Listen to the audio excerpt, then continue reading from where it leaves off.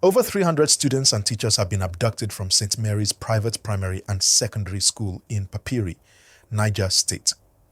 The attack happened early Friday, and while initial reports said 215 students and 12 teachers were taken, a full check revealed 88 more students were captured while trying to escape, bringing the total to 315. The school has 629 students, so nearly half of them are now missing. The state chapter of the Christian Association of Nigeria says the school received no warnings about threats before the attack. Families were initially told some children had escaped, but verification showed otherwise. Both the church and government authorities are working tirelessly with security agencies and community leaders to secure the safe return of all abducted students and teachers. This attack is part of a disturbing pattern in Nigeria, where schools have become frequent targets. The method of attack involved armed intruders, reportedly arriving early in the morning, overpowering gatekeepers, and taking students and staff. The scale of this abduction is one of the largest in Niger State's history. Parents and community members are understandably anxious, calling for faster action and transparency. The church is urging calm and prayers while coordinating with security agencies. Meanwhile, experts say it is a wake-up call for better safety measures in schools, especially in high-risk areas. It's a situation that affects every Nigerian. We must ask ourselves, how can schools become safer? How can communities and authorities work together to prevent future attacks? And what can parents do to ensure their children are protected? The rescue operation is ongoing, and the hope is that the abducted students and teachers return safely. Remember, keeping communities informed is crucial, so share this video, like it, and subscribe for continuous updates. Over 300 students and teachers have been taken from St. Mary's Private School in Papiri, Niger State. The attackers came in early Friday morning, catching everyone off guard. At first, reports said 215 students and 12 teachers were missing.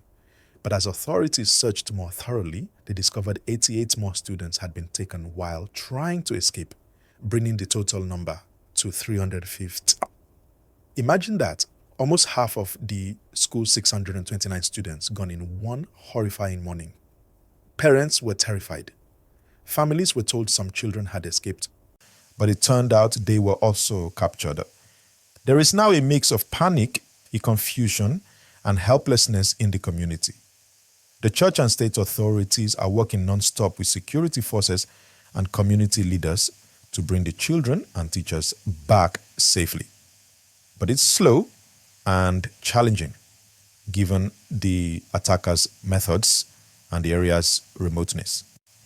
The attackers reportedly arrived on motorcycles and quickly overpowered the school's gatekeepers. They were organized and moved fast, which is why so many were abducted before anyone could intervene. Schools in this region have long been under threat, but incidents like this show how vulnerable they still are. Families and neighbors are asking tough questions. Could this have been prevented? Were the authorities aware of threats before the attack? Why do schools remain soft targets for kidnappers? These questions weigh heavily on everyone, from parents to government officials. While security agencies search for the abducted, the school authorities are also under scrutiny. Some families feel that warnings or red flags may have been ignored. The situation highlights the urgent need for stricter safety measures in schools, especially boarding schools in high-risk areas. Communities must also work hand in hand with authorities to ensure intelligence is shared and safety protocols are enforced. This is not just a local issue, it affects the entire country. Stories like these remind us that the safety of our children cannot be taken for granted. As viewers, we must discuss these issues, raise awareness, and push for better protection for our schools. We want the children and teachers to return home safely, and everyone is praying for that day to come soon. Meanwhile, parents and communities are sharing advice and tips on how to stay alert, what to do in emergencies, and how to support each other during crisis. This attack also raises questions for policymakers and educators. How can schools be better protected without making them feel like fortresses? How can early warning systems be improved? How can communities contribute without putting themselves at risk? These are tough but necessary questions. As the rescue continues, the hope is that authorities locate the abducted students and teachers quickly. Everyone is on edge, but there is still hope, determination, and faith that all will return safely. Parents, communities, and authorities must work together to prevent such incidents in the future. If you are watching this, take a moment to think about your own community. How safe are the children around you? Could more be done? Share your thoughts in the comments because this conversation is important.